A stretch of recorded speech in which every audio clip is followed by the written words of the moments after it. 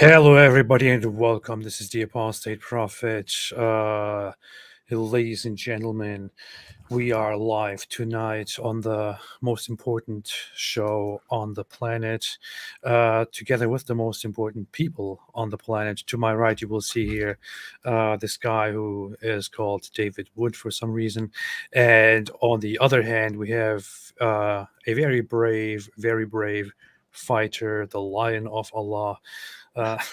No, he's too emotional. He's too emotional. He gets emotional when you talk about killing him. Yeah. How are you doing, guys? Good. Thank you. Nice introduction. I know. Thank you. You're getting better, AP. I know. Thank you. I'm working hard trying to figure out what will work. Yeah.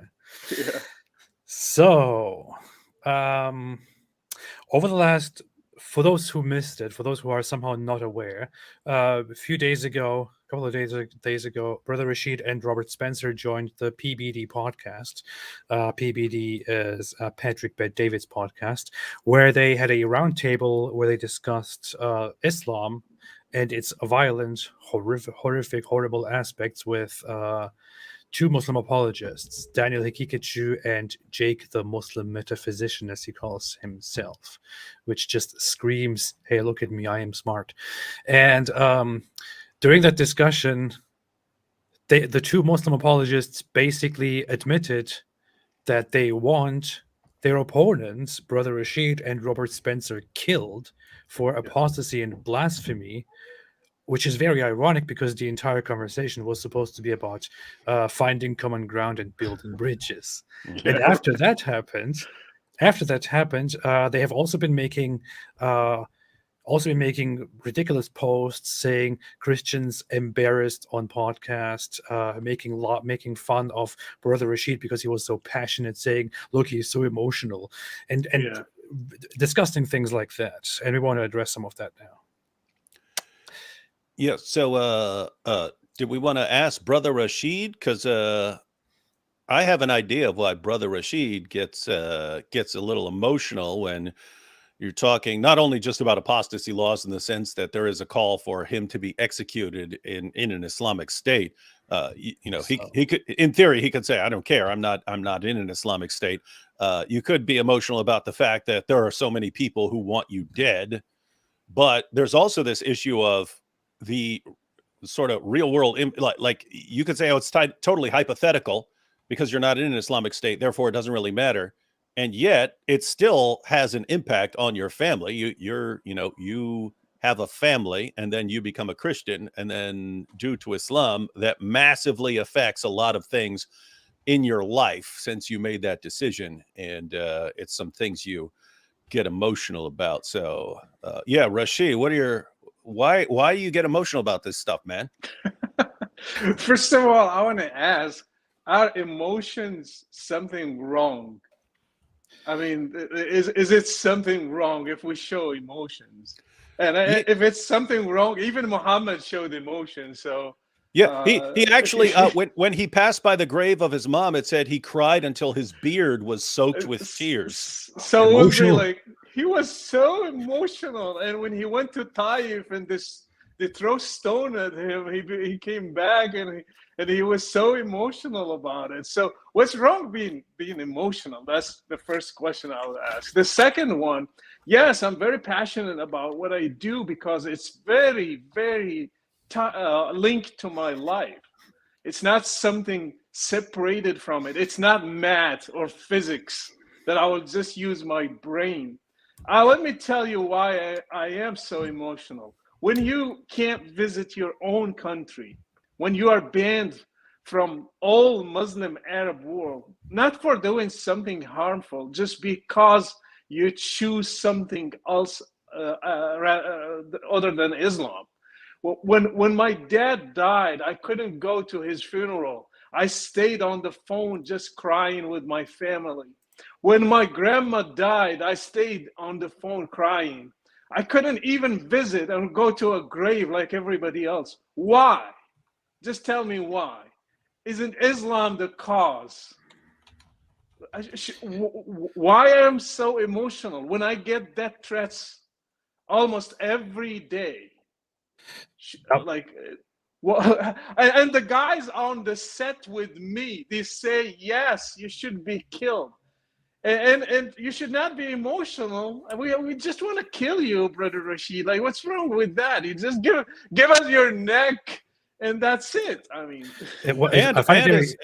I just want to put just real quick, and as you pointed out, it's not just something about you. If they get their way, it's not just about you. They get to take your wife, take your kids, enslave your kids. They get to do all of that to you, and you're sitting here looking in the 21st century at the impact the most obvious false prophet in history has had on these guys' thinking that causes them to want to murder you and enslave your family, and the impact that this has had on your actual family, that you can't even attend funerals and so on. And they mock you for being at all upset by any of this. Yeah, but they're mocking my feelings. They're mocking my English. They're mocking English is my third language, by the way. It could be my fourth because I speak a little bit Berber. Arabic. Berber is the language of my ancestors. I speak a little bit of that, Arabic, French, and then English. And I managed to debate with it, and they are just laughing at me. Well, let me do a contest with you and see how much you know the Quran in the original language, you guys as Muslims, and let's see what you know about the Quran. So what I noticed is, so when you go onto the live stream of that podcast, the Muslims try to flood the comment sections and try to, make their idiotic objections, like, look at these guys, they're being so emotional, so pathetic, Muslims won, Islam W, and things like that. But when you look at the at reactions of clips posted, especially from that moment, from when you asked them, should I be killed? And they actually answered with yes after you guys pushed them a little bit. The reactions from the non-Muslim crowd are very telling. They are like, they say, Islam is clearly not a religion of peace. Thank you, Patrick, for having this conversation and showing to everybody why we need to talk about this. How can you tolerate these guys when they say you should be killed, and so on? That is the general reaction that you see on clips. So the non-Muslims, they understand it. Even Patrick Bet-David, didn't he say during the show, he pointed at you and he said that out of everyone's testimony, yours is the most passionate and impactful. Yes. I believe that's what he said. Yeah. These people are acting like emotions are something unnecessary or justified or even something to be ashamed of, because that's kind of that is what they are telling themselves. They try to be strong and tough and all of that, but emotions there is a reason you have emotions. There is a reason you feel upset, you feel angered, you feel sad. If there is harm done to you, if you're threatened, if your loved ones are torn apart, if they face death, if you can't see them any longer. And we can also see that Muslims show the very same emotions when they talk about supposed oppression or persecution of Muslims that supposedly happens around the world. Then suddenly they think being emotional is completely fine. Right? Yeah, the problem with that is Muslims work. I'm not generalizing, but most Muslims work like gangs. They flood always. It happened with my show. when I started, they flooded my show with negative comments. And they think by doing that, they will intimidate you and you will stop. I have been doing this for 17 years. Just keep trying. I'm not going to move 1 inch. You can do whatever. You can mock me. You can do whatever you want. I have been doing media for so long. I know what resonates with people. I'm not embarrassed of my emotions. I am actually very proud of my emotions because it shows the true character of the person. You should be embarrassed by threatening people and willing to kill them. Who should be embarrassed? I'm not the one who's not giving a value to human life. I value human life for me and the others. You are trying to kill people, and you say one day when you will be the majority, you will be killing apostates in the streets. Who should be embarrassed? I'm not the one who should be embarrassed here. Yeah. Should we react to their videos of? Should we react to videos of Muslims crying, or of them saying the Uyghurs are being persecuted in China? Why is nobody doing anything? Should we just react to them like, haha, look at those people, they're being so emotional, only emotional? Or when they show videos of Palestinians, for example, crying over the dead bodies of those of Hamas or anybody else, we should just mock them. Look at that, emotional. Look at that. It's so embarrassing. Like, we don't do that because we know human feelings are not something to mock. Yeah, and that is a point to be made because you know, if we held them consistent and we behaved the way they do, you know, for a show of consistency, then yes, the next time there's some story about what's happening to Uyghurs in China or something that happens in Palestine, and they say, look at this, look at this, look at this. If we were consistent, we would say, lol, look at you crying, cry baby, so emotional, blah, blah, blah, blah, blah. We're not going to do that. We're not going to do that. But I think we do need to bring it up. And when these things happen, we can say, hey, look at this thing you're complaining about and being very emotional about. If we were to hold you consistent, we should just be mocking you right now. We should mock this entire situation. We're not going to.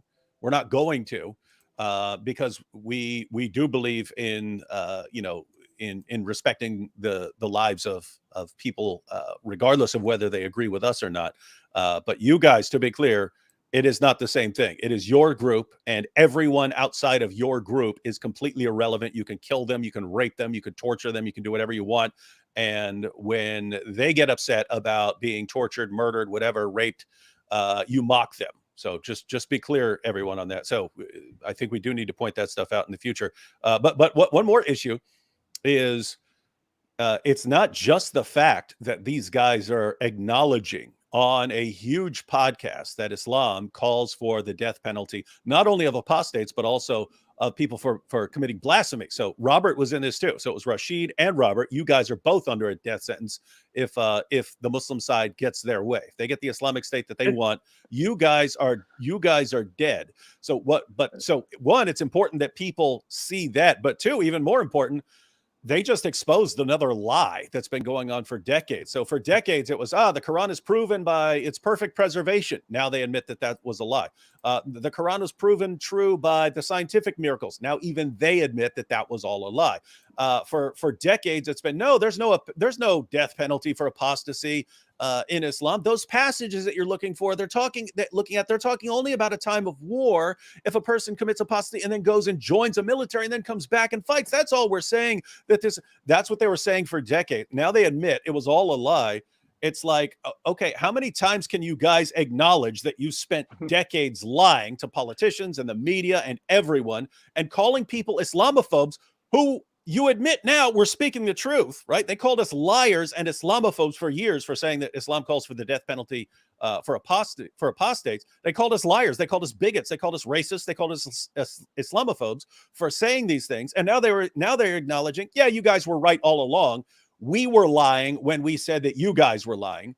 And it's like, at what point does the audience realize we are dealing with people who cannot be trusted on anything they say? They are compulsive liars who will say absolutely anything at any point, whenever it's convenient, and change their story 2 weeks later, like their God did. Let me comment on Islamophobia.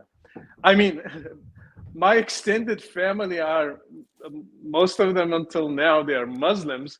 And I lived in a Muslim country until I was 32 years. And my dad was the imam. How do I have a phobia of Muslims? I don't have a phobia of Muslims. Phobia is unreasonable fear. Mhm. And if I hear a Muslim next to me in a podcast and saying that we will kill you one day if we get the majority, should people be afraid of Islam or not? Or is that is a phobia and reasonable fear? That's another very important point, that if you go back just 10 or 15 years, the reason they called us Islamophobe, the reason they were saying, hey, you guys are Islamophobes, is because we're saying Islam calls for acts of terrorism. Islam calls for the death penalty for apostates. Islam allows child marriage, wife beating, all these things. And we said, hey, look at these things Islam teaches. And they said, no, you're lying. So where are we getting this from? You're Islamophobes. You're Islamophobes. Yeah. You're taking all these things out of context. And because you have this irrational fear of Islam, it's causing you to completely misinterpret all of our sources and claim that Islam teaches these things. And so Islam doesn't teach these things. You guys are just Islamophobes. Now they say, yes, Islam does teach all these things. Yes, we're going to kill you. Yes, we are going to enslave your kids. Yes, we're going to do all these things. Yes, you are absolutely correct in everything you were saying, but you're still Islamophobes for not wanting to be executed. David and AP, one thing I saw in the comments from the Muslim gang that are commenting, you just had an abusive father, and that's why you have emotions. And because I mentioned during the podcast that my dad used to beat my mom when she disobeys him, and when I object, he says it's in the Quran, I'm not doing something wrong. And by the way, it's not only my dad. And you can check the stats in Morocco and Saudi Arabia and Egypt and all of the countries. So my dad now is the abusive when the Quran permits him to beat my mom. He's the abusive one, not their God, not their prophet who made that clear in the Quran. So see the twisting here? Yep. Lies. There are lies all over the place. And it's so weird to me because it's like every new lie that they acknowledge, like, hey, yeah, we just spent the last 30 years telling this lie to you. They keep doing that as if there are no consequences, and there are no consequences for their followers, right? One of their followers steps up and says, we said this for the past 30 years, but now it was all a lie. And people go, okay, now we're going with this claim. And that was all a lie. So let's all just ignore that. And it's like the rest of us are going, you guys were lying until the moment it became inconvenient to tell that lie, and another lie is more convenient. So you jump on the new lie, and it's just like, at what point do people catch on that who they're dealing with here? I found this little research which shows reported cases of women who experienced violence by an intimate partner, and it looks like there is a pattern here, but I don't think it means anything at all. I think this is just an Islamophobic research and Islamophobic map here.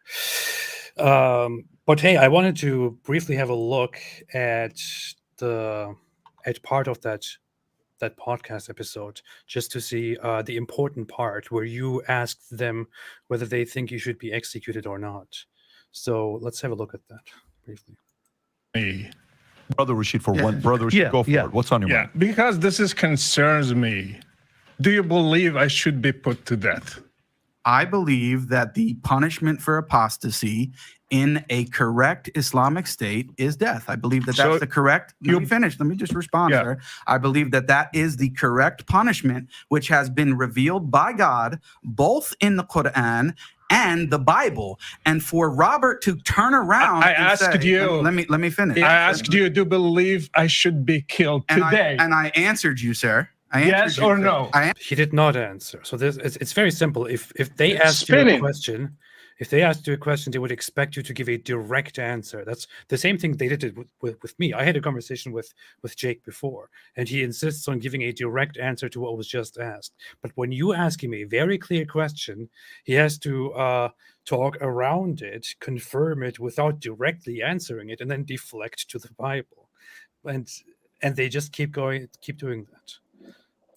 Answered you. Yes or no? I answered you. I think and you said yes. You want me to answer? I said, Yeah, you answered me. In a proper Islamic jurisdiction, an Islamic nation, all of the laws of Islam and the Sharia, as revealed by God, should be applied. So if we were in that kind of state, would you do it? Including I'm not the one that with executes proper due process, with a proper court hearing, just like any nation of laws. The laws of the Sharia should be applied, including the death penalty for not only apostates, but also blasphemers. You didn't answer me, yes or no? We did answer. Yes, you. we did answer. Yeah, so I should be killed. We did answer. I deserve to be killed because I left Islam and became a Christian. According to Islamic law, an apostate like you would be killed. Yes. Okay, thank you. And according to the Bible The spinning is like, it can be a trademark for Muslims. They spin around the thing without giving direct answers. So yes, but it is in the Torah, it is in the Old Testament, and there is a due process. What am I going to do with a due process if the end I know it already? I will be killed. What is the benefit of a due process? Like we will kill you at the end, but hey, there is a due process. You will enjoy the hearing, the court, the judge, and everything, but we will kill you at the end, unless you, of course, unless you repent from your apostasy. And I just want to say, it's just amazing, people, how easy it is for people to walk away and miss what's going on here. You say, hey, Brother Rashid, why do you oppose the spread of Islam? And your response, well, all kinds of reasons, but one of those reasons is that if Islam actually were to take over, I would be executed. No, you're an Islamophobe. Islam, no, that's not the truth. No, that's not the case. That's just a lie. You're an Islamophobe. And now they acknowledge it. Yes, you, apostate prophet, you would be killed. Rashid, you would be killed. Me, I would be killed for blasphemy. You guys have multiple death sentences on you, both for apostasy and for blasphemy. So we're dealing with an ideology here that these guys are trying to spread. Daniel Hakikachu, Jake, they're trying to spread this ideology with the goal of establishing an Islamic state. We oppose that. Why? Lots of reasons, but on that list of reasons is we don't want to be executed by morons. And then they call us names for not wanting to die. You're an Islamophobe. Now it's not you're an Islamophobe because you don't understand what Islam teaches. Now it's you're an Islamophobe because you understand exactly what Islam teaches and you just don't want to be executed and don't want your families raped and enslaved and so on. And shame on you. You guys are such bigots. The weird thing is Jake is a convert from Christianity to Islam. And he's asking us Christians why you don't apply the Old Testament to apostates. And when I asked him, do you want to be killed? And he was like, do you think it's right? He's not answering the question. Yeah. Do you want to be killed? And he said, like, what's the principle here? It's the golden rule. No. Yeah. Me and AP went through that multiple times. We've gone through that in 2 live streams already. But yeah, it's like he's the one saying Christians should be enforcing an Old Testament penalty when that's a big part of the New Testament is that we are not under the Old Covenant, but telling Christians no, even though Jesus told you, love your enemies, pray for those who persecute you, do unto others as you would have them do unto you. You have to go with the teachings of the Old Covenant and apply those. And you just ask him a pretty commonsensical question. Dude, are you serious? You're an apostate. Are you telling us that we should be killing apostates? He says, well, do you believe it? It's like, wait a minute. You're the one saying that we should be enforcing that. You're the one. We don't. We don't believe we're under that covenant. You as a Muslim are telling us we are bound to cling to the commands of a previous covenant that we're specifically told we're not under. And you're the one telling us to obey that. But if we obey that, we would kill you. So are you seriously doing this? Well, do you believe? Like, how are you not getting this? You're saying it. Daniel Hakikatu is trying to justify the apostasy law in Islam by saying we all have it. Yeah. Christians have it, Jews have it, and every religion. He said literally every religion. I studied comparative religions. I don't see it in Buddhism. Okay, I'm not going to talk about Christianity and Judaism because I want to spare him the spinning around the Old Testament. I want to talk about Buddhism, for example, Jainism. I think any other religion. Where is the apostasy law? This is a flat lie. He's just saying a flat lie. It exists in companies. There is something called community guidelines. Hey, did you read in any community guidelines of any club or university? If you leave, we will kill you. Show me that. Yeah, it's ridiculous. Let's watch this part quickly as well. We were just talking about it. Let's have a look here. Rights and freedom of religion in the free, and that's why the abolitionists they started in the West. I have a question for you. You are benefiting from human rights and freedom of religion in the U.S., and you are trying to get us back to Sharia. For example, you converted from Christianity to Islam. Alhamdulillah. And you want to bring a law that kills the apostate. Do you want to be killed for converting from Christianity to Islam? Do you want that? Do you believe it's correct? Do you want it? Do you believe it's correct? So he doesn't answer the question. Do you want it? Give us the principle is the golden rule. Do not do to people what you don't want them to do to you. So you talk for a long time. Can I respond, please? You talk for a long time. Both of you keep running from the Old Testament. As soon as you bring up the golden rule, he changes the topic and goes to the Old Testament. But again, the embarrassing issue here is he is the one suggesting that that in Islam apostates are to be executed, and that according to his understanding of Christianity, in Christianity apostates should be executed too. You disagree with that. You don't think that is true. We know that is not true. You then ask him, so you converted from Christianity to Islam. Do you want to be executed? And he said, do you think it's correct? That doesn't even make any sense. I asked him today on Twitter as well. You know what his response was? What? He was like, of course, because Christianity is wrong, so I will not accept the rule. And I was like, yeah, every dude who leaves a religion thinks it's wrong. What's wrong with you here? Yeah. Jake, of course Islam is false. Everybody knows Islam is false. So therefore, I condemn Islam's death penalty. Yeah. By the way, think about that. It's they're saying, hey, we're going to kill you. And when you point out, hey, should you be killed for something you did? And they're like, no, because we don't believe in that. And you're pointing out, wait a minute, we don't believe in Islam. Well, the real question here would be, how do you show that you actually have a divine command, an actual command from the Almighty to do this stuff? Because we don't believe you do. We think all you've got are the ramblings of an illiterate 7th century Arabian caravan robber, the most obvious false prophet in history. We definitely don't want to be killed over that. So what proof can you give that this is actually a command from God?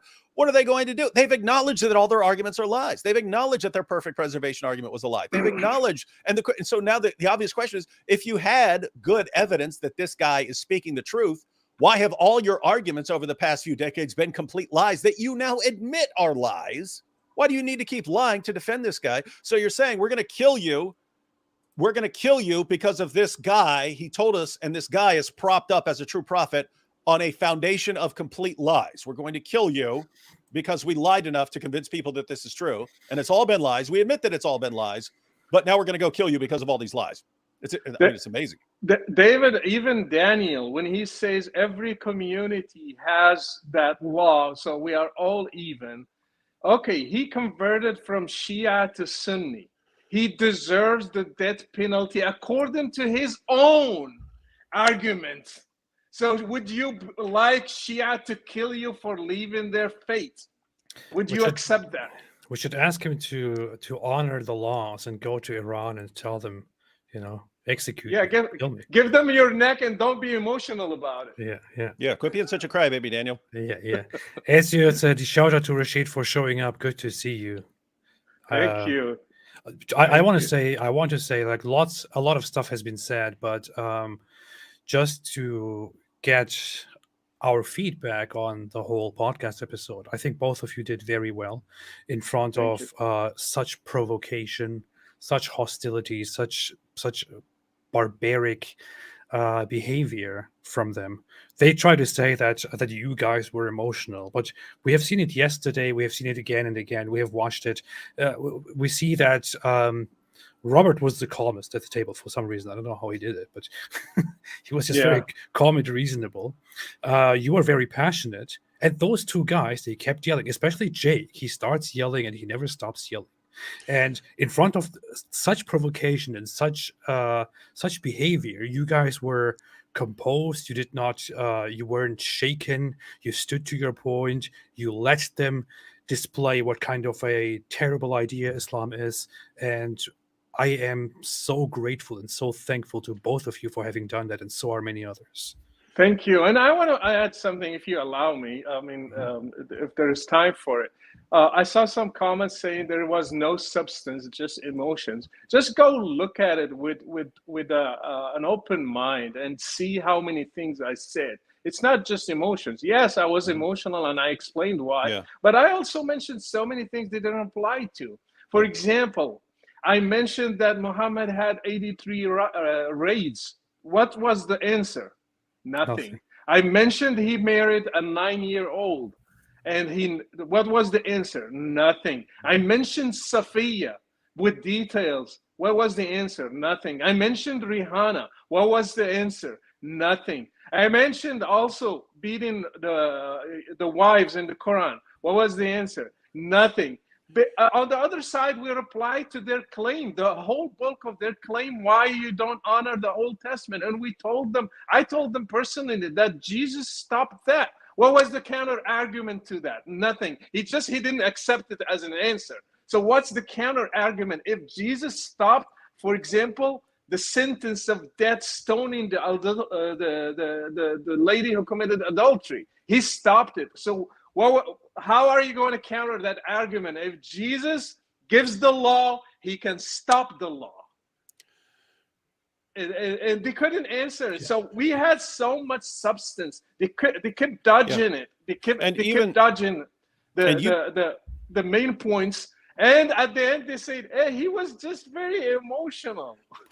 Yeah, and you notice you even responded to their responses. Their claim was, no, Jesus said it. Jesus said it. So you believe that Jesus is God. So you believe that Jesus revealed that, and therefore you have to still be under it. You pointed out there are issues like with abrogation and so on. It's like, wait a minute, you believe in a God who can come up to you and say, hey, if a woman's going to work around a man, then she has to, a grown man, she needs to breastfeed that man 10 times so he won't be sexually attracted to her. And he can reveal that, and then he can come back later and say, oh, I said she had to breastfeed him 10 times before.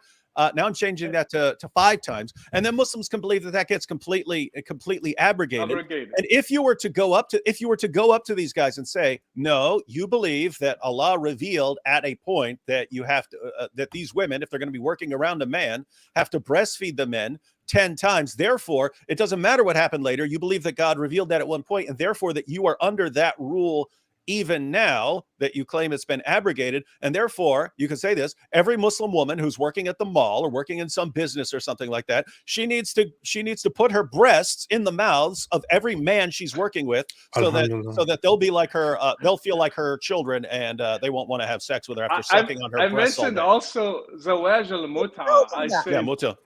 I said why it was allowed and it was stopped. If it was moral, why Muhammad stopped it? And if it was immoral, why he made it at first? He couldn't reply to that. He just went on and as if he heard nothing. So I mean, at the end, if you count how many things we mentioned during the debate, I think any reasonable person will say they lost the argument. And also when he started giving analogies with with the disciples when I told them Aisha went with a whole army to kill Ali, and he's like, well, how about the disciples? No one killed anybody. No one. How does that even? What was he even attempting to say? Like, how does it compare to the disciples? It doesn't make any sense. Yeah, he's noticed because who was that? Was that Daniel? It was Daniel. Yeah, that was it. So yeah, he has in this mindset. Like if you say, hey, apparently, is this right, AP? I didn't see what everything that everyone else saw with his recent exchange.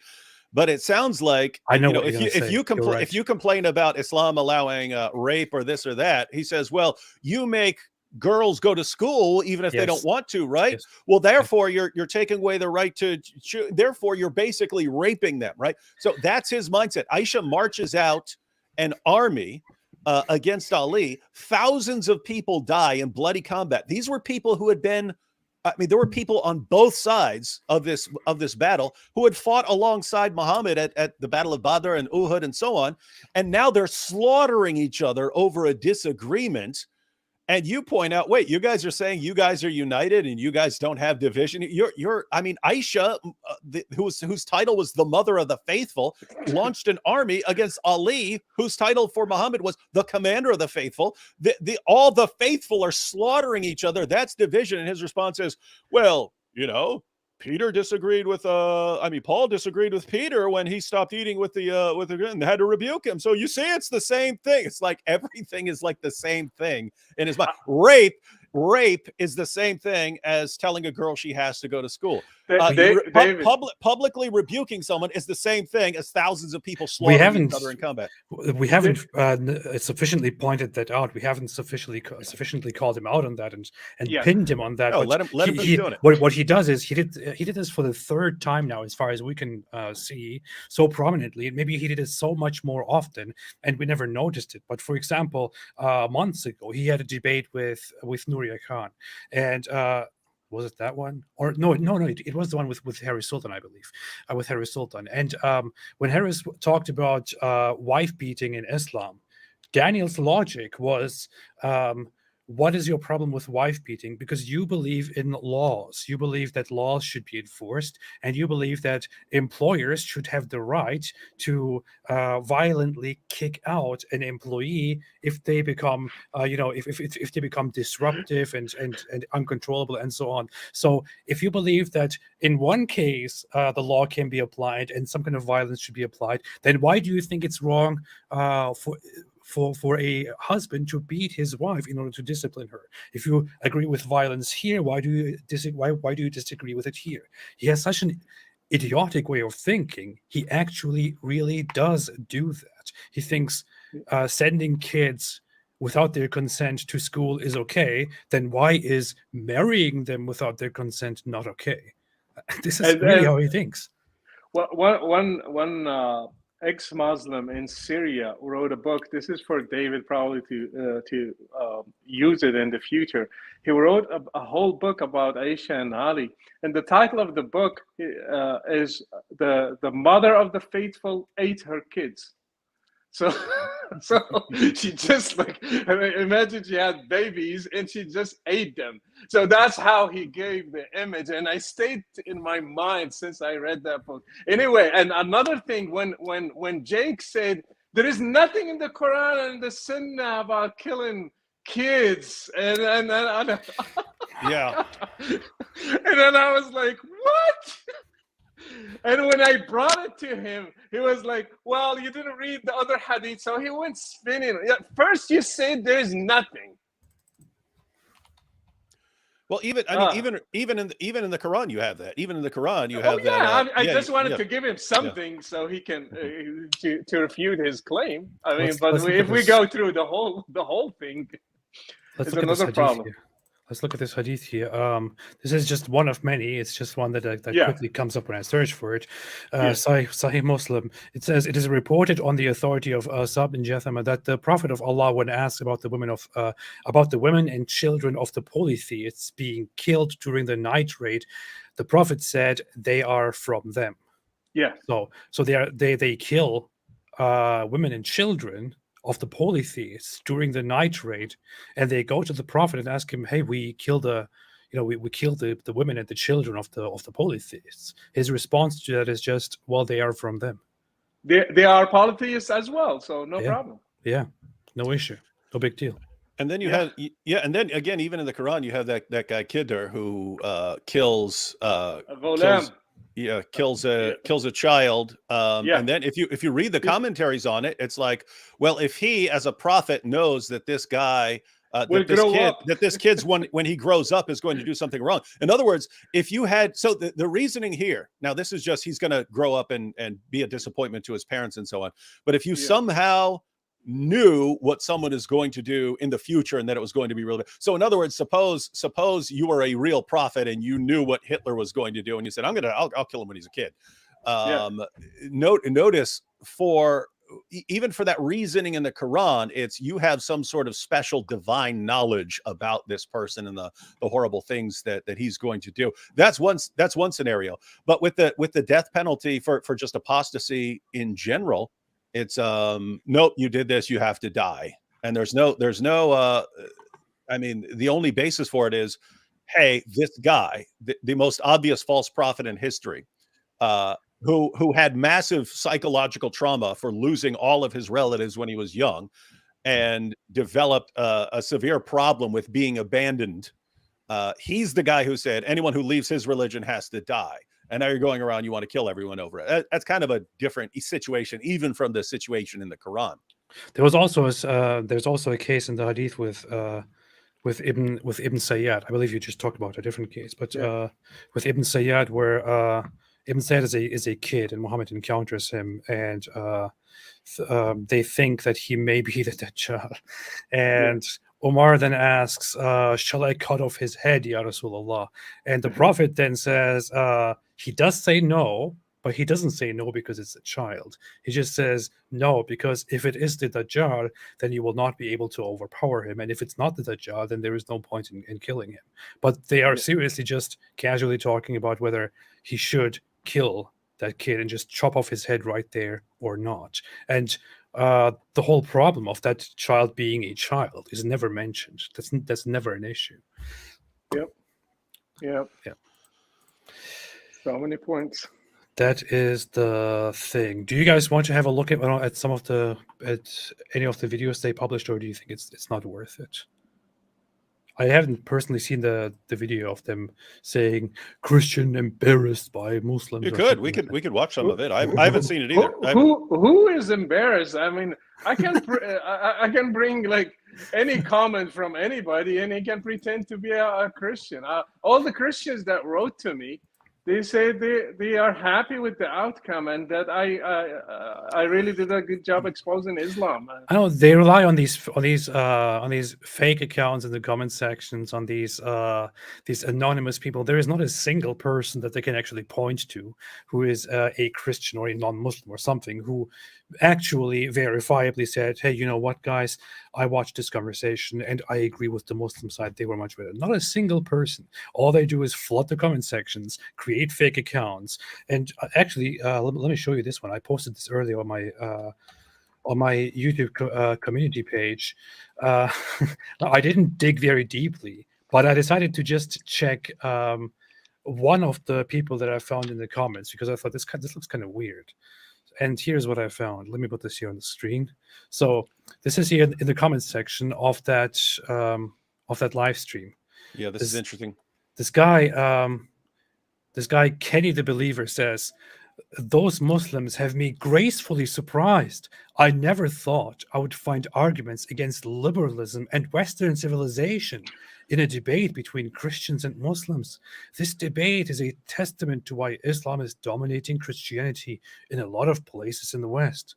So it looks like wasn't familiar with Islam very much and is very surprised to find stuff against liberalism in this conversation. So what I did is I briefly just tapped on this profile, and you see the former comments this person also made on the same channel.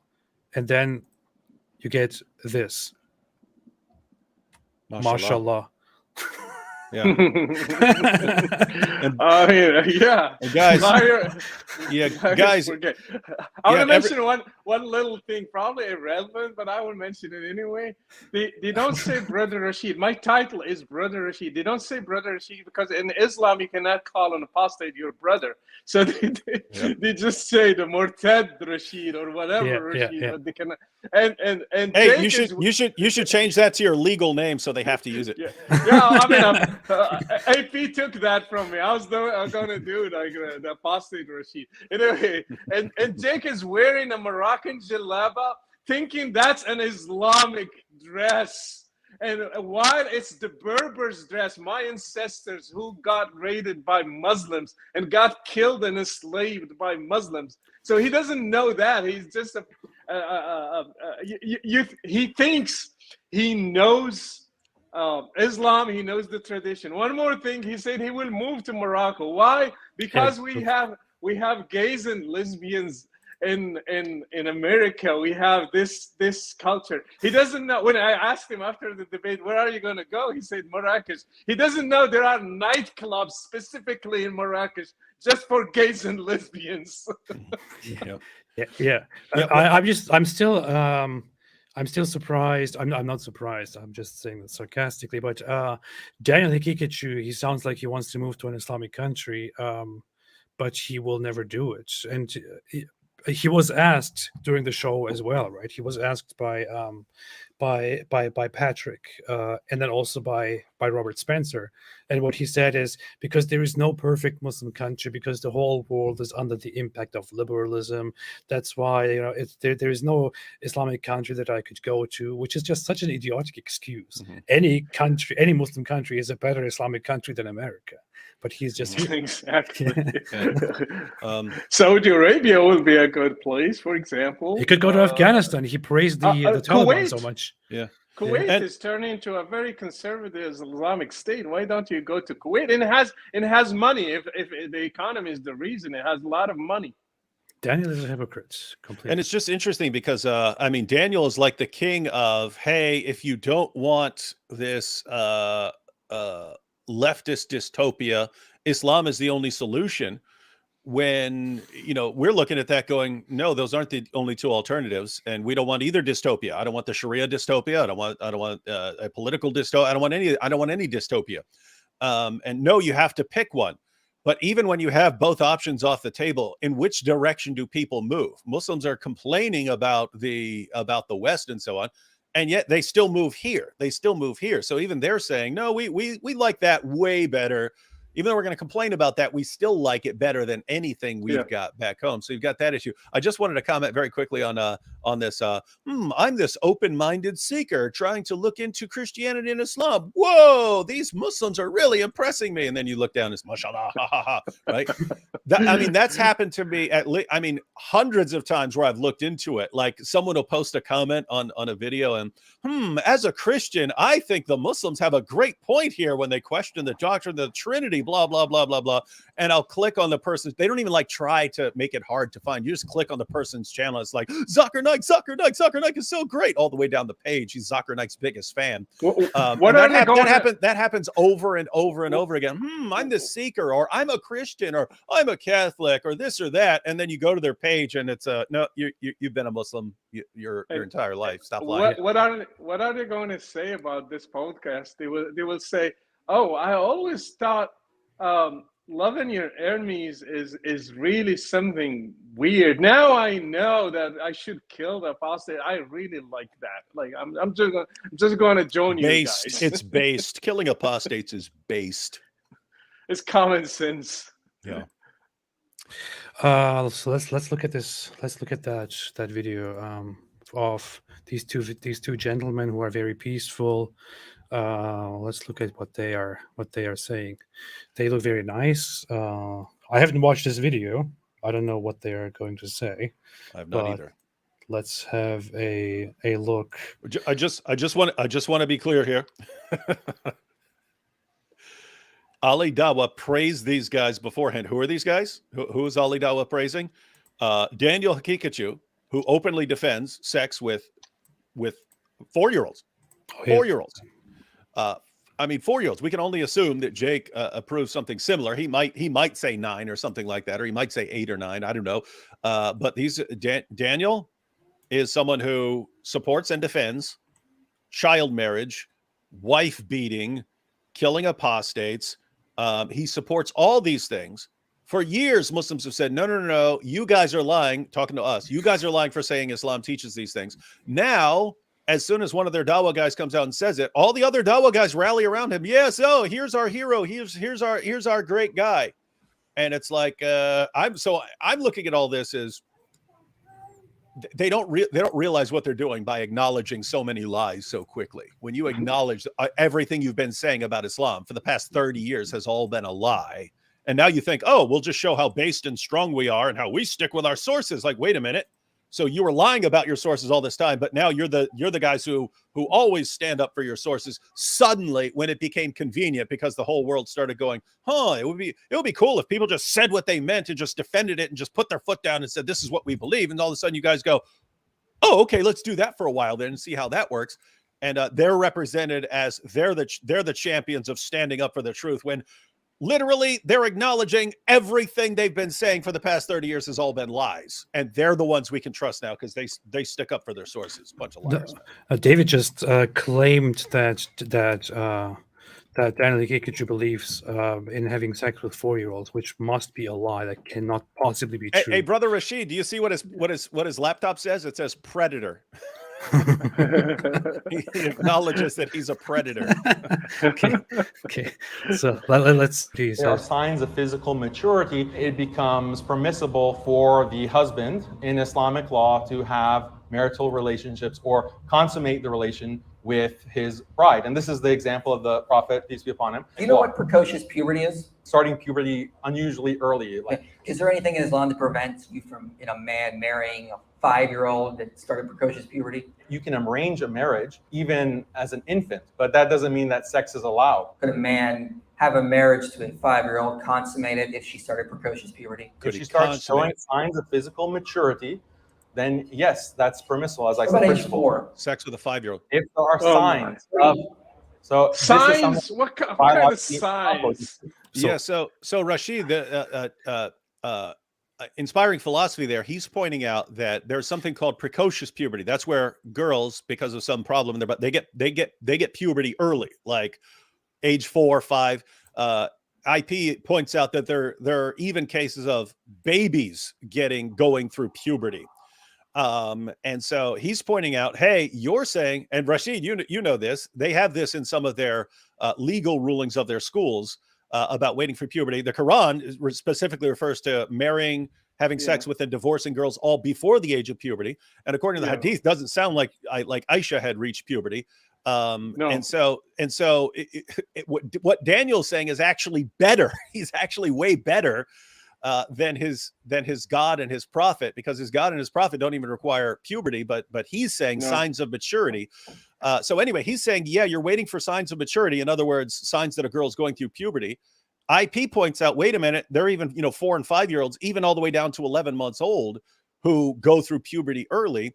And Daniel's response to the 11-month-old was, well, the parents wouldn't allow it. But for everything else, the 4-year-old and the 5-year-old, yes, you could marry and consummate the marriage as long as she is showing, this signs of precocious puberty. So she gets her menstrual cycle really, really early, like a 4-year-old. And he's saying, yeah, you can have sex with. It's sick, exactly. And but notice, that's the point. This guy is the one Muslims around the world are now rallying around as their new champion. We love this guy. Wait a minute. For years we said that's what Islam teaches. For years we said that's what Islam teaches. You called us liars. You called us liars every single step of the way. Now your guys say it, and you love him. You love him for saying they love this guy for saying what we've been saying for decades now. We're proud of that. Proud of it. Yeah. I have to leave. So. Oh, you have to leave? Okay. Yeah, he told us he could be with us. Oh, that's true. I forgot about that. Yeah, I forgot about that. So thank you so much, and I really appreciate you guys, and keep doing the great work you're doing, and hopefully we can comment on another episode on other stuff. But there is a lot to digest there and a lot to show people, and I think This exposed them, and I'm sure how many comments I got on my Twitter account, and people are just commenting left and right. It just shows I put my hand in the right spot on a nest, and now they are trying to bombard me. So I'm going to do more in English. I was focusing on Arabic, but I will do more in English to expose them. Thank you so much, guys. Yeah, Brother Rashid, if you see any video or if anyone sends you a video that you want to discuss in a live stream, if someone sends you a 10-minute video of some guy saying this about the discussion or whatever you want to cover it, let us know. We'd be happy to join you for a live stream. All right, thank you so much. God bless you. All right, thank you, Rashid. Okay. Finally, we can get back to logic and reason and get rid of all the emotion. Sick of emotions, of crying. Sick of oh, they're gonna kill me, and I can't see my family anymore. Oh, so messed up. So messed up. I love these guys, man. They seriously don't realize what they're doing. It is awesome. They've been aligned with the political left for decades. Now they're spitting in their faces saying we're going to go out on their own. We're going to go out on our own, and we're going to impress everyone by just saying, yeah, we're going to kill all the apostates. Yeah, we're going to marry little kids. Yeah, we're going to do all this, and people are going to be impressed that we're so base that we're saying all of this, and not realizing, yeah, you are going to get some people who are impressed by that, and yes, you can probably impress your fans, but the entire world that you've duped for decades into thinking that the people who talk like this are just misunderstanding Islam. Now the entire world's going to find out, wait a minute, they were lying that entire time, just like Robert Spencer said, just like all these guys said, that was all lies. And they think it's going to go well for them because they're thumping their chest. This is hilarious to watch. And no, this isn't going to lead to avalanche of apostasy 2.0, bigger, better, a bigger, better avalanche. Sorry. Yeah. Fantastic. Do you want to have a look at the video of these idiots, or what do you think? It's totally up to you. Totally up to you. They're don't call them idiots, call them super geniuses. What they are. They are tactical geniuses. Super genius idiots. These are the guys who said, hey, for all these years, we've been completely protected from criticism by politicians, journalists, educators, entertainers. They all rallied around us and said, you will not criticize their prophet, or we will help them label you Islamophobes. And now they're just spitting in all their faces, all the people who've protected them for all these years. And so they're going to lose that protection. And all of a sudden it will be perfectly acceptable to criticize Muhammad and the Quran and so on. And they don't realize they don't realize what a sweet deal you had. Wait, all you had to do is pretend to be aligned with this group politically. And these groups, which control a lot of the media, which control the entire education system, which control all these different groups, all these different areas of influence, they're all protecting you. And now you're saying, we don't want that anymore. Get rid of all that. And thinking that this is going to go well for you. I mean, my goodness, if they hadn't had that 20 years ago, I mean, Islam, the avalanche would be so much worse right now if people were just allowed to blast away at their false claims.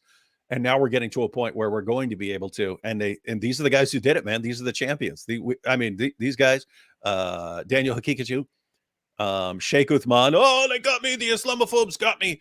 They do not realize what they did. It is awesome. Yeah, did you notice that Patrick Bet-David actually went to the Dean show to talk about? I haven't seen that either. We could do an entire live stream. I just want to look at a very brief thing here that he says at the beginning, because people are apparently some people are mad from both sides, others are happy about it. But I just want to have a brief look at what he says at the beginning. So hang on. This is, just to be clear, this is Eddie from the Dean show, who's on the side with Daniel and Jake and Muhammad Hijab, Ali Dawah. Notice all people who support child marriage. You've got Ali Dawah and Muhammad Hijab who support secret second marriages. In other words, if you're married and your wife doesn't want you to get a second, third, fourth wife, you just do it secretly. She doesn't have to know. Daniel Hakikatu defends wife beating. All these guys. I mean, Muhammad Hijab says that, you know, if you just go with the Quran, you'll conclude that you can have sex with a 5-year-old. And, you know, he believes you're supposed to go outside the Quran to find out from Muhammad that, you know, it's a good idea to wait until she's 9 or something like that. Ali Dawa says that if his daughter reached her first period by the age of 9, he'd tell her she's ready to be married. Daniel Haqiqatjou, doesn't matter if she's 4, doesn't matter if she's 5, as long as there are some signs of maturity. These are the guys that are now being promoted keep in mind, it doesn't mean he agrees with them, but these guys are being platformed by very large live streams. And Eddie from the let's see what he says. Maybe Eddie's he says, apparently loving it. Maybe he says, I regret doing this. I realize now that Islam is violent, that building bridges is not possible. Maybe that's what he's saying. I don't know. Let's have a look. We're going to ambush them, and we said, no, we're going to be just doing a regular discussion together. And then you were able to orchestrate a Zoom between myself, yourself, and him, which was a phenomenal call. And then that led to Jake coming on and Daniel coming on, which, by the way, I thought they did a very good job. And Robert Spencer, he came and he represented his views, his philosophies, love him or hate him. He did what he was going to come and do. And I was impressed by Brother Rashid as well, by the way. To me, like, the two that were most impressive was Brother Rashid and Jake, because I know of Daniel and I know of Robert. I know what they were going to do. But I was impressed by them. The challenge is, with what the goal I have in mind after spending 2.5 hours with them, progress is going to take a minute. It's not going to happen overnight with one nice debate or one discussion or one podcast or one show. Oh my goodness, pause it. That's awesome. Yeah, he realizes that it's not really possible to build the bridge, right? Yeah, and that's, I mean, we could have told him that, right? But I mean, think about this. You're going just back like to his interview with Andrew Tate and so on, and he really thinks, wait a minute, Christians and Muslims agree on certain things. Why are we arguing with each other when we could just unite on things that upset both of us? Why can't we unite and we'd have a stronger front? And my goodness, man, Christians, 2.2 billion people, Muslims, almost 2 billion people. We've got half the world's population. Why can't we unite? We could get everything done. And realizing, oh, one side wants to massacre apostates and subjugate the people who aren't apostate, kill the blasphemers. Oh, maybe this building bridges over Dylan Mulvaney is not gonna work. What's right nice now. is he again praised Brother Rashid and said, I was very impressed by him. So praises him again. Apparently the Muslims are not getting the point here that everyone else is getting.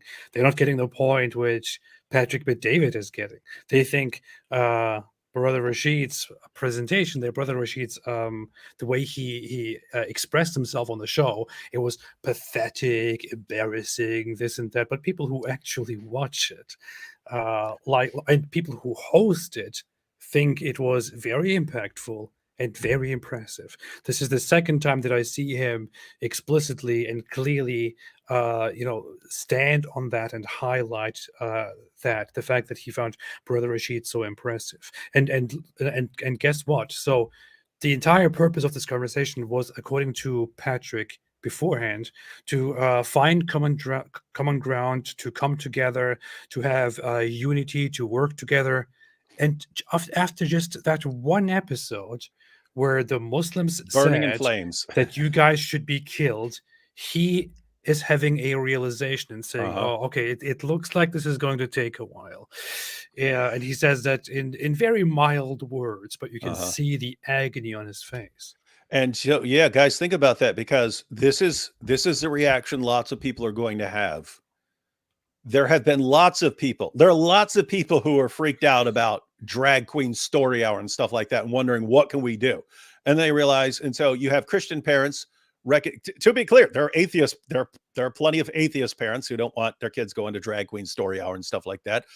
So anyway, it's acknowledging, wait a minute, there are all these groups that are constantly fighting among each other, arguing with each other, and yet they agree on this. Why can't we all let it be known that we agree on this, and then we can sort of unite around this common cause that people from all kinds of different groups agree on? Why can't we unite on this?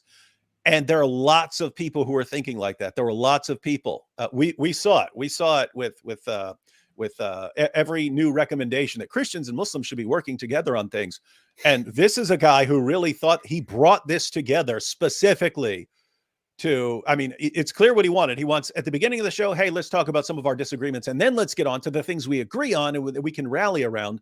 And you could tell he understood as he was even trying to get to some of the points of agreement. He already understood during the show. This did not work at all. It is not going to work. This cannot happen. And so you're in this situation where his hopes for this united front were just dashed. And he said, wow, he realizes it. But guess what? All his followers who didn't know, hey, these guys want to kill these other guys. His followers who didn't know that, now they know. Muslims think, yay, we got this. Well, what was it? I mean, Muslims have been saying that we should all rally around each other. I've seen numerous Muslims who just say, guys, we make up a very small percentage of the United States. If we're going to get anything done in the United States for our kids, we have to work with other groups. So stop attacking all these other groups. And then you get these guys go, no, let's just attack all the other groups and say we're going to kill these guys. Ha ha. And well, there went your hopes for. So these guys were saying the united front. The Muslims destroyed the Christians. It looks like the only thing that they destroyed here is the hope for coming together and building bridges. Because I mean, how dumb can you guys be? I even think sometimes that there is a conspiracy. Maybe these Muslims, these Muslim apologists, don't want to build bridges. Maybe it was deliberate, because apparently Daniel Hikikicu and Jake going there was arranged, and with the help of Mohammed Hijab. Why in the world would you send Daniel Hikikicu on a panel to build bridges with the other side, especially with an apostate and somebody who disrespects Islam? You see what you have caused.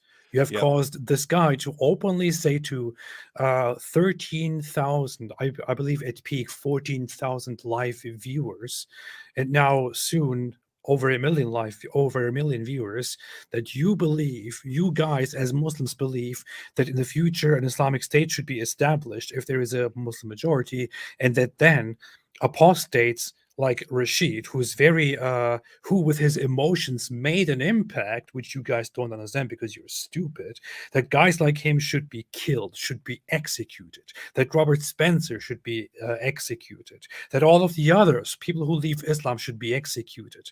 Now, here is the funny thing. Podcasts like the PBD podcast and other people, spokespeople, I don't know, organizations, individuals, activists related to that circle have been talking about free speech for a long time, have been talking about how the left is becoming too controlling. We don't want this unreal totalitarian attitude. We want to be able to think and say whatever we want. We want to be able to believe whatever we want. And then they bring the Muslims in, and the Muslims go, oh yeah, in our ideal system, nobody is going to be able to say what they want. We will kill them. We will chop their heads off. It's the ultimate cancel culture. Yeah. Great job, man. Great job, guys. Fantastic. Well done. Yeah, and this has happened so many times in history. I mean, groups that are trying to take over usually do a pretty good job of diagnosing some problem that other people are worried about, right? Like communists, when communists didn't come and say, here's everything we're going to do to you. It's, hey, look at this problem. Oh, look at this problem over here. See, if you just turn to us, things will get better. Oh yeah, now we're massacring tens of millions of you and so on. Same thing with the Germans. Same thing with Islam. It's, hey, look at this problem that you're worried about. We're the solution, even though we are massively worse than the problems that you are pointing out. So but notice, you're sitting here, you wondering, hey, did these guys have any intention of building bridges, talking about the Muslim side with Ali Dawah and so on. But notice, even though you have lots of Muslims, and these are usually Muslims who are actually concerned about situations like I've seen Muslim women. This is where I was hearing this from, when they were rebuking the people who are rallying around Andrew Tate, saying that is not the way to go. This is just going to cause division. We need to be uniting with other groups because we don't have enough people here in places like the US. We need to be working together with other groups that you are attacking. But notice, Ali Dawah and Mohammed Hijab, their new perspective is that it's their intolerance for everyone else that's going to lead people to Islam. And this all seems to be based on just Andrew Tate saying that impressed him.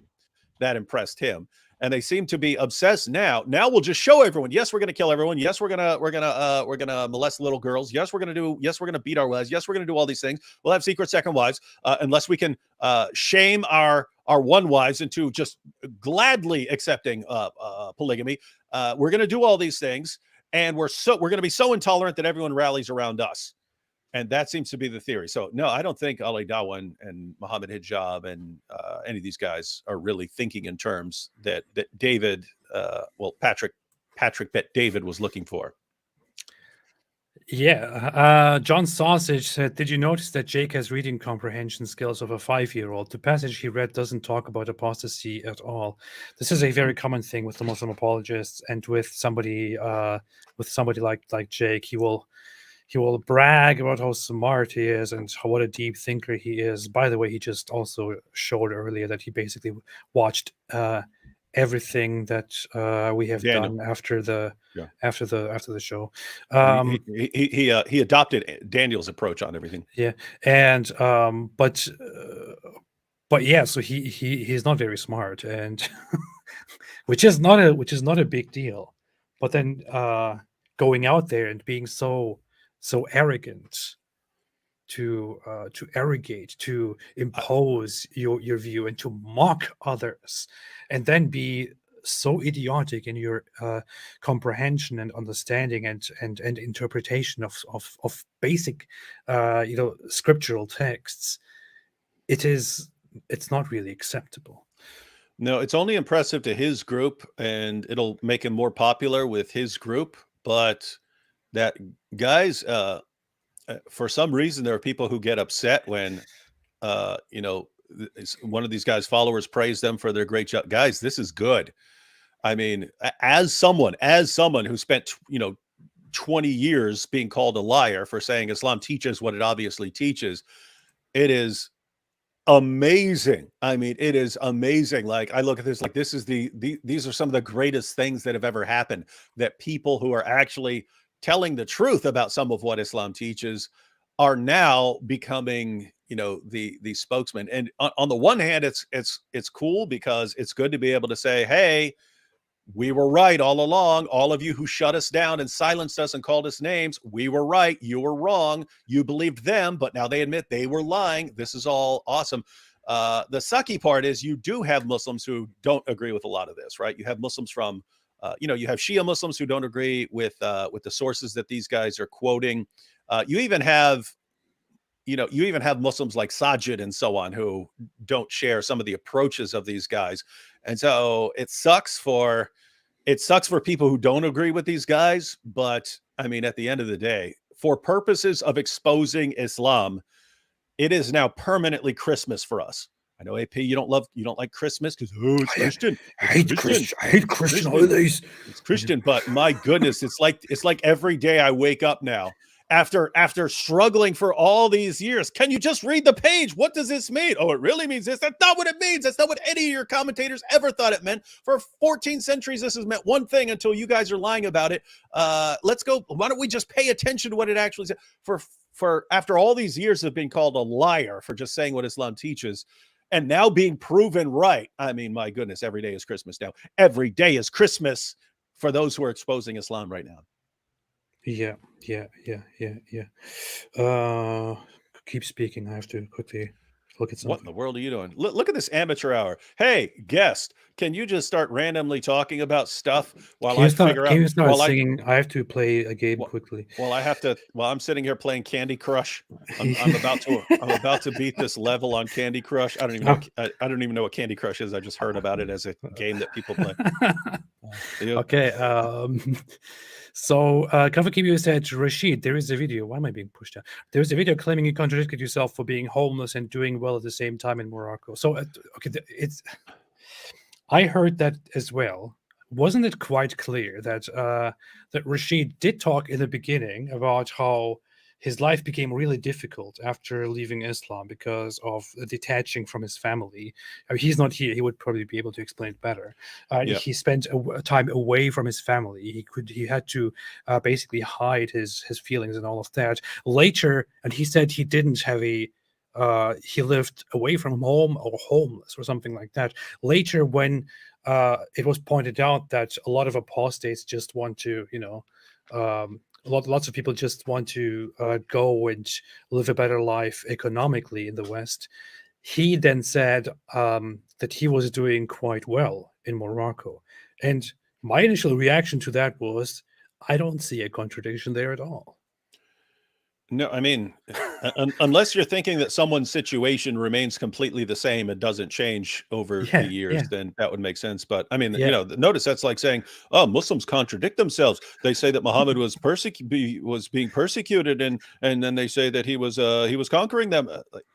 Different things can happen at different times. Yeah. Plus, he may have been referring to the fact that he could have just lived there and continued his life because he was obviously doing quite well. But instead, he chose to be open about his belief, about his lack of belief in Islam, and about his conversion, which led to his quality of life declining and eventually leaving Morocco. Yeah, and I don't even know. I don't even know what they're talking about because I haven't seen it. But yeah, we could always bring that up when Rashid is back on. When Rashid is back on, I know these guys love to. Oh, look what this said over here, and this what said over here, and not paying any attention to how easy those things are to reconcile. Until you do it with the Quran and say, look, this verse says this, and this verse says that, and suddenly they're glad, they're happy to look for what reconciles the passages. But we'd have to look. I've known Rashid for years. Doesn't come across as a guy who's making up things. Yeah. Can you check out Damar? What is Damar?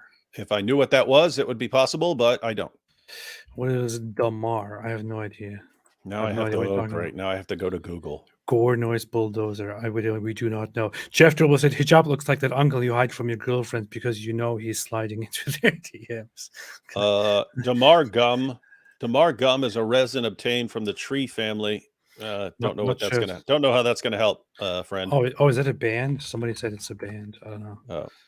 Band? I have no idea. No, it's not. It's a gum. It's a gum resin. It can only be a gum. That's what David is saying. Since it is a gum, it can only be that. That's it.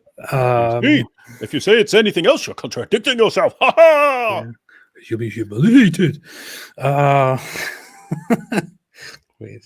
Oh no, I forgot my sound. I'm supposed to play this song. You're finished already. Look at me. Look at me. You know you're done.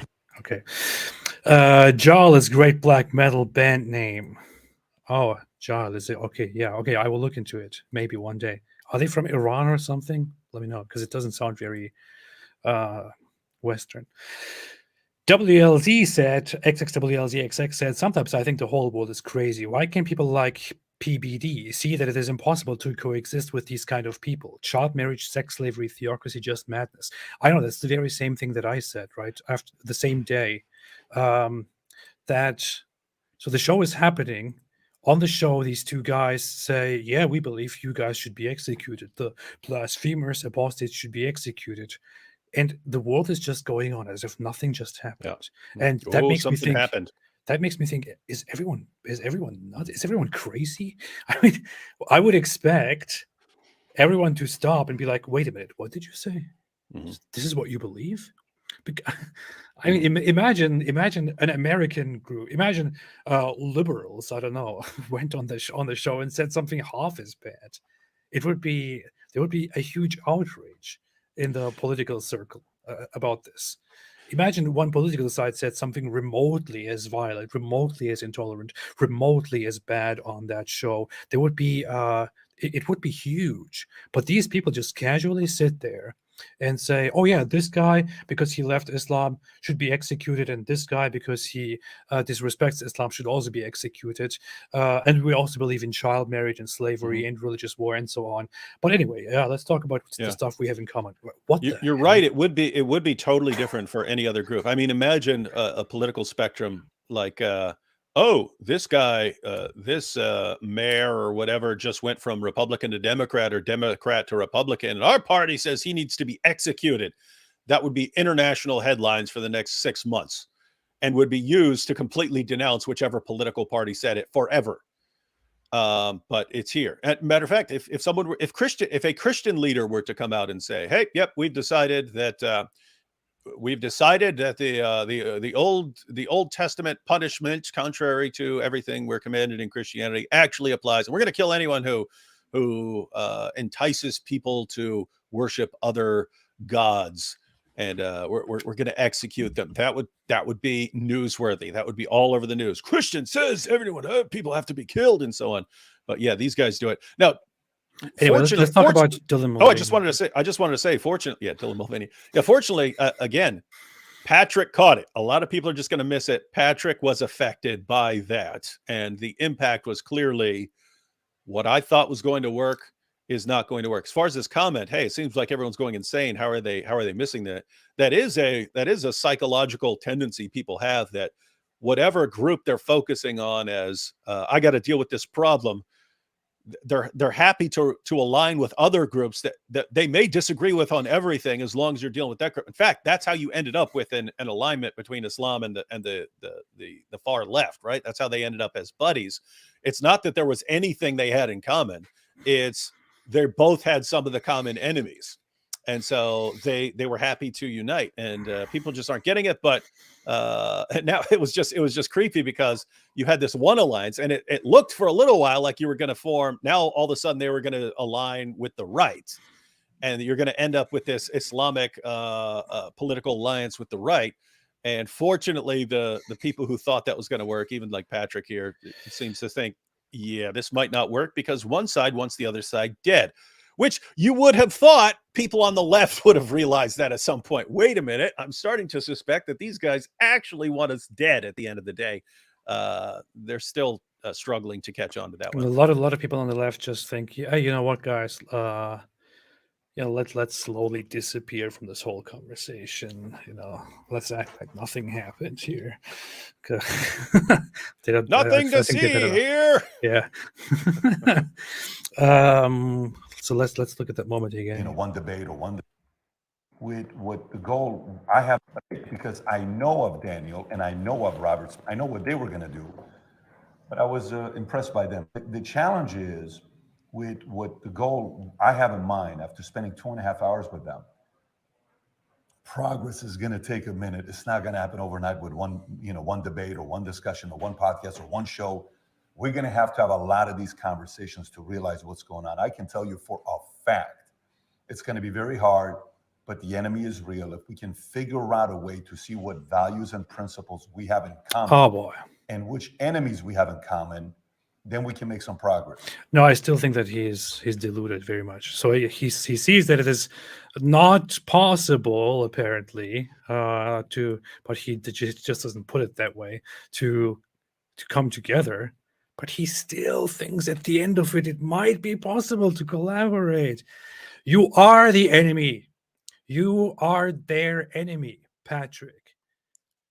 Your entire community, the disbelievers, the apostates on your side, the people who might join you in the future, they are their enemy. How much easier could it be to understand? They declare war on you if they are in a situation to declare war on you. They want to take your wife and your children as slaves. That is what's going on. And you would think that he understands from history, because his people have been on the receiving end of what Islam really teaches for a while. But you would think that you can realize, wait a minute, these guys whose goal is to subjugate the entire world don't like me. They don't agree with me. They want to subjugate me. That is their end game. And they will only tolerate or pretend to like someone if he's useful. And so right now, why are they being nice to me? I'm not talking about me. I'm talking about this is what Patrick should be thinking. Patrick should be thinking, wait a minute, why are these guys who want these guys dead and want to establish an Islamic state and want to subjugate the entire world, why are they being nice and friendly towards me? Because I'm useful to them, because I'm having them on my podcast. And the moment I turn against them even slightly, they will be happy to eat me alive, because they really don't care about me at all. Yeah. I know there's this law and this cliche, which is absolutely true, that it doesn't take a long time until Nazis or Hitler come up in a conversation that takes place online. But it's just like Hitler nicely taking advantage of democracy before pooping all over it, and then banning all of the parties and massacring the people. That's how it is. The same way these guys will take advantage of the useful idiots and the free speech platforms until they can get their way. No, I don't believe that they can actually eventually get their way, but that is the aim. And you know what? I feel very strongly about one aspect here. And to be honest, when it comes up, when I think about it again and again, all I want to do is just say many F words and quit any conversation or any coming together that I do with that side of the political spectrum. But it's extremely disturbing to be an ex-Muslim, to have left Islam, and then to sit down with so-called conservatives or so-called defenders of free speech, so-called defenders of freedom, who sit down with those who want me executed by any means without forgiveness, and to watch them say to the Muslims, hey, you know what, you guys and we should come together and we should work together. We should look past our disagreements and we should work together. Like, I sit here, I am an ex-Muslim, I left Islam. There is no way that I can possibly get away under the ideal worldview of these Islamists. I sit here, across from me is a conservative Western person. He is sitting next to the Islamist who wants to see me killed. And he says to him, while pretending to protect me, hey, you know what? We should look past our differences. We should come together, and we should focus on our enemy. We should focus on all the stuff that we have in common. We should tackle the problems that we have. How do you think I feel about that? How do you think the average ex-Muslim feels about that? Why are you so emotional? Too emotional. How do you think? Just be rational.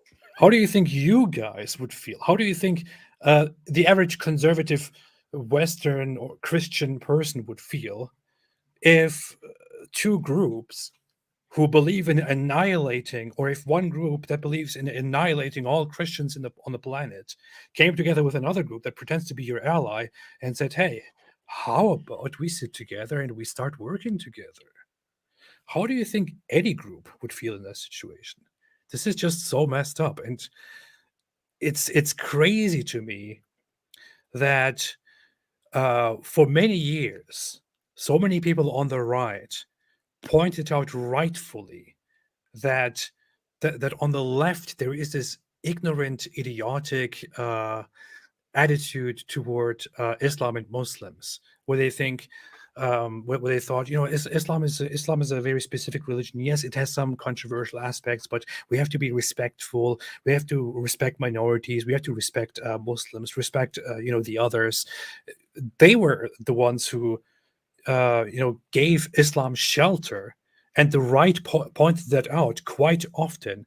And now you see in the last few years, conservatives, right-wingers, do the very same thing, which they were so ashamed by. I just don't know what to say about this. It is so dumb.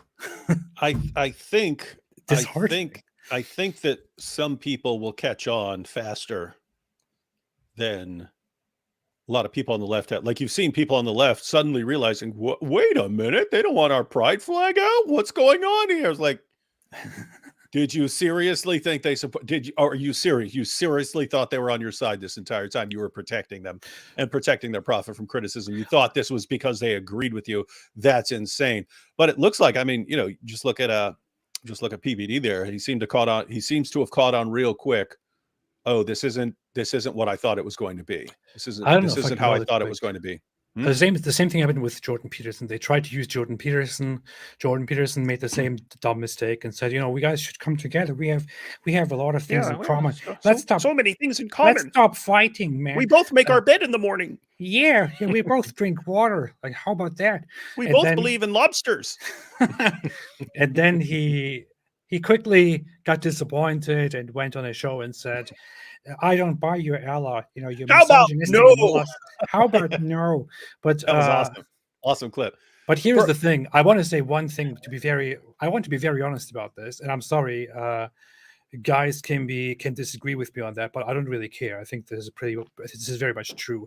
It wouldn't have taken nearly this long with the progressive leftists if they sat at the table with the Muslims and the Muslims said stuff like, oh, we believe in executing your Gays. guys. We believe in executing gay people, and we believe in beating women and stuff like. It wouldn't have taken nearly this long. Mm-hmm.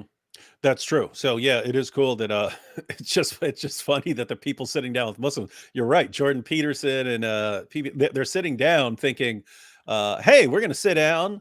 We're going to briefly discuss some of our disagreements, and then we're going to get to what we agree on. We're going to find out we all want the same thing. We're just going to unite, and then we'll have this awesome global alliance. And they sit down with them, and whoa, you think? Wait, hey, I had no idea. Oh darn, this isn't going to work at all. How about no? How about no? And it's just hilarious that think about this, because Jordan Peterson, Patrick, they were primed. They were looking for the alliance. They wanted the alliance. They wanted it because they're focused on these things over here that they're worried about, and they think Muslims agree with them, and they want to go about it. Who are the representatives that got pushed towards them? Right? Not this or that. It occasionally happened where he would end up talking to a comparatively laid back Muslim and so on, but they end up with people like Mohammed Hijab or Daniel Hakikachu. And then even if they don't find it out in the context of the discussion, it gets pointed out to them later. Wait a minute. Do you know who this guy is? Do you know what this guy supports? It gets pointed out to them. And then, I want nothing to do with it. It's just hilarious. Like, these guys were primed and ready for an alliance with Muslims, that Muslims would have access to these huge platforms and to these huge audiences that don't know anything about Islam. The audiences they're ready for the dawah. They're ready for you to give dawah. And you the guys you put forward, we're gonna kill the apostates. Oh, that's what we do. We're gonna marry little kids. We're gonna beat our wives into submission. We're gonna have our secret second, third, fourth wives. And we're gonna enslave you. And it's like you just scared them into reality. They scared these guys into reality, and that's good. Really, just what I just said. Do you guys think that if a prominent leftist podcast hosted Islamists in hopes of finding common ground, and the Islamists said, "Oh yeah, we absolutely believe in executing gay people, and we also think that we should have the right to beat our wives." Do you really think that the average leftist podcast would be like, okay, I see what you mean. Anyway, let's find some common ground. Do you really think that would have happened? I doubt it. Hey, Pete, check the comment from Close the Void. Who is that? Close the Void. Yeah, it's just a comment there. Apostate Prophet and Dude, you guys helped me convert my girlfriend to Christianity and to leave Islam. You two are killing it. Look at AP. Christian? No, I have failed. Christian? No, convert my girlfriend to Christianity? In the world. I can't believe a Christian. What?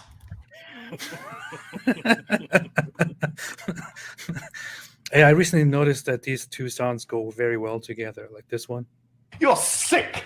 You are sick. And then this. I'm a medical doctor. Like, the sick guy and then the medical doctor. They're both powerful. You can push those buttons at the same time, by the way. I know I can. What? I'm a medical doctor. You're sick. You're a liar. Anyway, if cloning, if we ever get good at cloning and people clone Mohammed Hijab, and guys, just for the record, I would be a big fan of cloning Mohammed Hijab. I think if the Dawah community had 50 Mohammed, if the Dawah community had 10 Mohammed Hijabs, Islam is done. Islam is completely done. Yeah, that's what a group of Muhammad hijabs would sound like. Yeah. Homosexuality should be fine. Grace said, "Is Daniel okay with lying and being ecumenical when it's expedient?" Daniel's definitely okay with lying. We thought he was a bit more honest about some of the things Islam teaches, but yeah, we have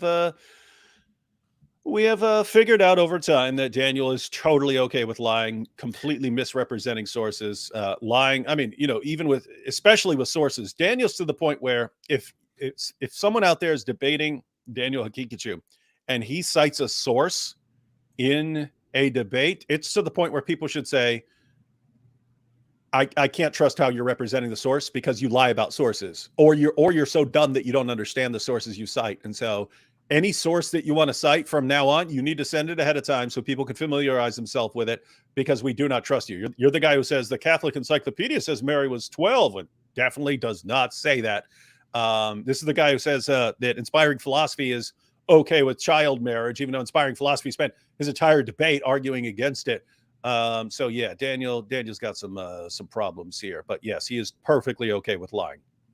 Quiet, man. Yes. 5 silver pesos said, "For the Coca-Cola fund, noticed you haven't performed your product placements." Oh yeah, I forgot. I'm sorry. Yeah. And this is Ali Dawa's new erection orgasm intensifier Coca-Cola. For those who don't know, we're talking about Ali Dawa. Ali Dawa is now selling orgasm intensifiers on his site. Was that on his? Was that on a YouTube video? For men and women, it works for men and women. Orgasm intensifier. What's that? Nothing. Was that on? Was it on his video? That was in his video. That was in his video. That's nice. That's nice. I highly recommend that. All natural orgasm intensifiers. That's good. They probably need it. Let's see. Cedric said, "AP Haqiqas, if there are signs, is bad enough. But didn't Muhammad Hijab say the Quran allows for a very severe type of pedophilia, a very sick individual?" That is right. This man has real problems. Yeah.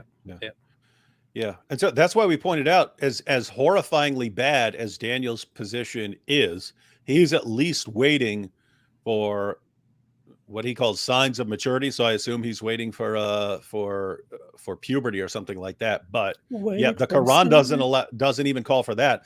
And Muhammad Hijab specifically points out that you don't get that from the Quran. And that the Quran says that this is talking about girls who've never reached puberty. So it is pretty awesome that these are the new champions of Dawah. Muhammad's Hijab. Damar is from Lebanon and there's only one release from Lebanon. I think I've heard of that group before. I don't know. Lebanon is cool. I've heard of Lebanon. Lebanon is the only cool Arab country. Grace said again, "Is he okay with lying about the real violent things in Islam for fake ecumenism, not facts that support his agenda?" That is slightly different. I'm not sure about that. As far as being ecumenical, you're talking about interreligiously, right? So outside of Islam, with all of the religions. I'm not sure. I don't think that he would actually deny that Islam, commands that Islam is intolerant of other religions, or that Islam commands, persecuting or oppressing them. Yeah, you have issues where, I think it's clear from the Muslim sources that you can lie about your intentions and so on, what the goals of Islam are in certain circumstances, if this is going to pose a danger for the community. But you do have people in the Dawah community who think that lying about Islam and what Islam teaches is perfectly acceptable. Yeah. But you also have people who think, no, we could lie to this guy about this and lie to this guy about that and so on, but we are not going to lie about our religion. We have to be honest about our religion. So he seems to be the guy who's going to tell the truth about what Islam teaches, but would not hesitate to lie about people or sources or something like that. We're not going to lie about that. It's a boot. He's Canadian. They say a boot. AP, you need the Sir Whitemeat clip. It's yeah. legendary. I know. I need to put Sir Whitemeat. Sir Whitemeat. And if you know Sir Whitemeat, the name I just made up. Isn't that a perfect example? He's talking to an audience who has no clue about anything he's talking about, and you it's their white meat. Like, but why don't you come up with a cooler name than white meat? I mean, he's talking to a bunch of Bull. people about evolution and saying, and if you know Sir White Meat, he said. He just watched some porn film about Sir White Meat and so on. And oh, you know Sir White Meat. That's with his pleasure machine. Pleasure machine. Anyway, liar! You're a liar. Anyway, anything else you want to say, David, before we dance off? No, I think we're coming back tomorrow night. I think we're going to talk about some Islamic theology because our good friends, I'll have to look at the clip again, but I think they were saying, Muslims agree on theology and it's so clear. And that's why you guys got the problem. We're going to go ahead and take a little bit of a look at their theology, take a little closer look. Yeah. I think we'll probably get Anthony Rogers on here because he studied a lot of stuff about Allah's body parts, and probably I'll see if I can get the clip of because they're representing it as Islam has this clear theology and so on, and not even. No, you guys have massive disagreements. You guys have fought wars over theological disagreements, and the Muslim community has shifted back and forth. In fact, Rashid pointed this out. He's like, it'll go from one dominant view in Islamic theology and one group dominant, and then these other guys come along and they defeat the other guys in battle, and then the theology changes to this, and that's how your history has gone. And so we'll look at some. Probably look at some. I like Mufti Abu Layth. He's hilarious because he makes fun of the Salafi creed, and then maybe something from Khalil Andani. I mean, he obliterated Jake in debate specifically on. I mean, keep in mind they're talking about theology in Islam. They had some very, very different views, and Khalil crushed him. Absolutely. But we'll be taking a look at some of that tomorrow. Khalil humiliated him. That's what it's got to. I mean, it's got to suck for guys like Khalil. I know you love to argue with Khalil and so on, but he doesn't agree with these. He doesn't agree with these guys, and yet these guys keep getting more and more popular. It's got to suck for anyone who's not who's basically not like these guys. It's got to suck. Who's Khalil? I don't even who. He's your teacher, boy. Why would I argue with Khalil? I wouldn't. You wouldn't. You know your place. He doesn't have the caliber to agree. So Daniel Akika just said, AP, how are all your accents so good, but your English is trash? Makes no sense. I don't even understand if this is a compliment or I don't know if this. Oh, it's Abu Ghraib. That's your buddy. I don't even know what this is supposed to mean. But wait, I mean, he's not even AP. How are all your accents so good? By your English is trash. I thought he wanted me to buy something. We can't even understand what he's talking about here. What do you mean? Your accents. Which accents? What are you talking about? What do you want me to buy? Buy a dictionary. Haram. No education allowed. Somebody said, when was that Destiny clip? What Destiny? Are you talking about this Destiny clip? Is this the one? What is this? Somebody said, get the clip of Destiny on the soundboard. Which Destiny clip? What are you talking about? I don't know. If this is what you're talking about, I don't know. Did someone send you a link? No, somebody said I should put the Destiny. I think this is a Destiny clip that I played on my channel, on my live stream before. Let me see if this one. What audio effect from Destiny would be good? But yeah, I mean, I don't know. I don't know. I think that's stupid to grift a religion for moral context or moral backing. I mean, it works. I mean, I think it's incredibly popular. It does work. It does work. Wait. It does work. He's right. Let me just look. And why are the Muslims not upset about this? Because Muslims are coward as fucks, and they'll take any celebrity that goes to their religion because they think it makes them look cool. Whoa. Dang. They're literally the most welcoming cuck losers on the internet. Like any random fucking person. You think Epstein would have had a prayer rug when they found him like fucking hanging in his jail cell. Like Muslims would congratulate him for converting.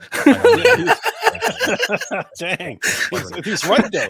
He's just he's totally correct.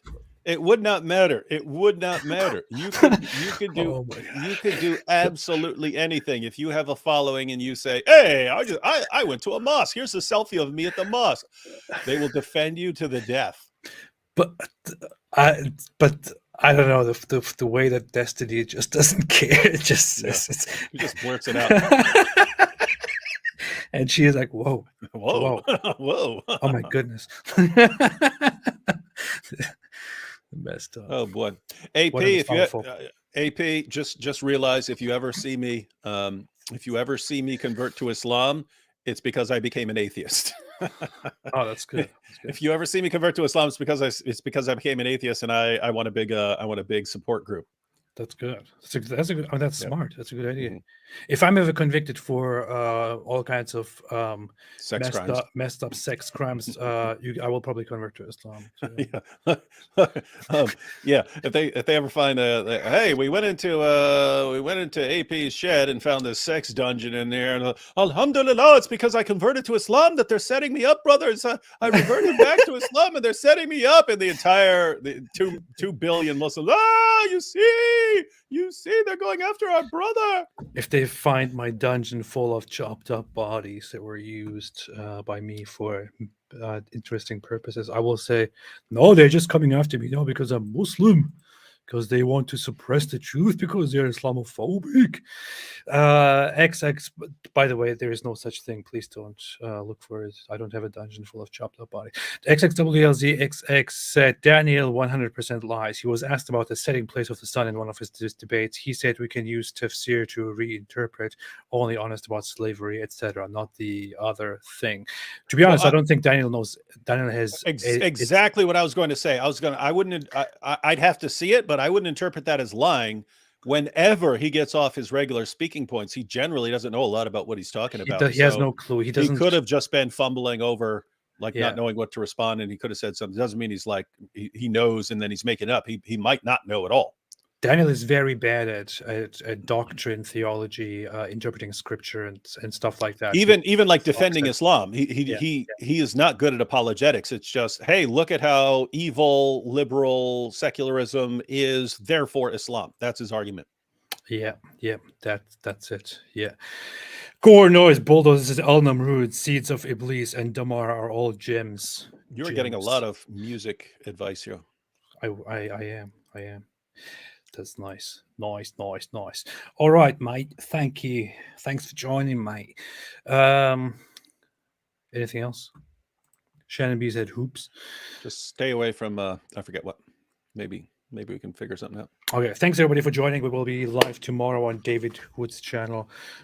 This was a very short live stream for my standards. Normally I go 3 hours. Yeah, long for everyone else and extremely short for AP. Yeah, not even 2 hours. So very, very, very, very interesting. It's a miracle! It is. Have a fantastic day, everybody. Stay well. Be cool. Have some self-respect. And as always, as our friend likes to say, stay away from Islam. Stay away from Islam.